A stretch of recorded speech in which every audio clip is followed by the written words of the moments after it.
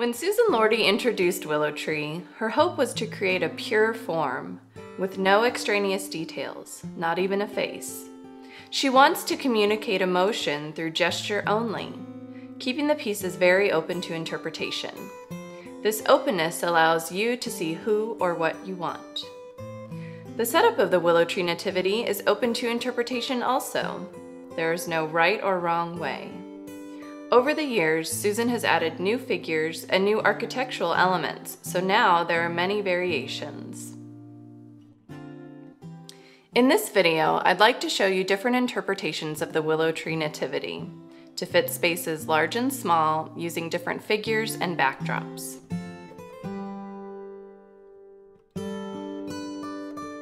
In its simplest form, we have the Nativity and Metal Star backdrop.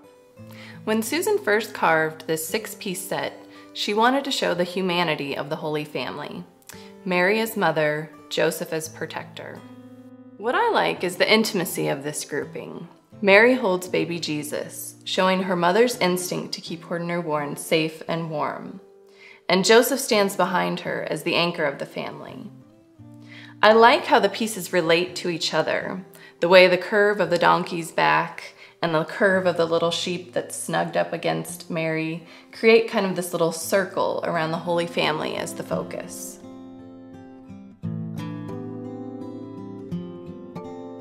So now we've added the creche to the scene.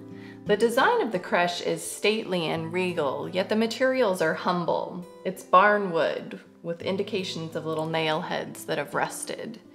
There's a nice little alcove of protection for the Holy Family, but then it opens up and stair steps down to welcome other figures, like the wise men.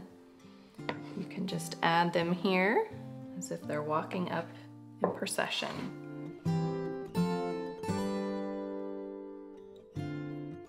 So now I've added more pieces to the display. Shepherd and stable animals, ox and goat, and the zampognaro. The zampognaro is a really special piece that references a unique musical tradition. So I like to build my display symmetrically. Over here with the wise men, I like to add the camel, adjust his rope here, and you can see I've got the shepherds and their animals on the other side. I like to add a second metal star backdrop. Kind of keeps a nice order to the scene. You can even add a piece on top of the creche. This is Angel of Prayer, which many of you may have. She looks nice perched up on top. Or you can move her down to the ground facing the Holy Family. And in her place, I like to put blessings, which has a really nice gesture of welcoming and keeps that symmetry. So you can keep building this wider and wider and just always keeping the focus on the Holy Family.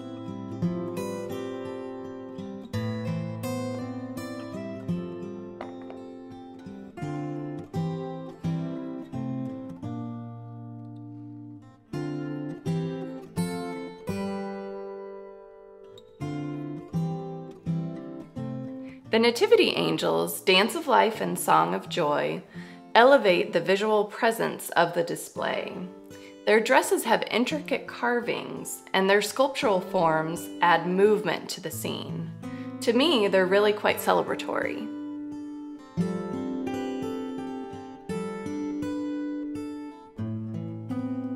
So, a recent addition to the Nativity is the tree silhouette.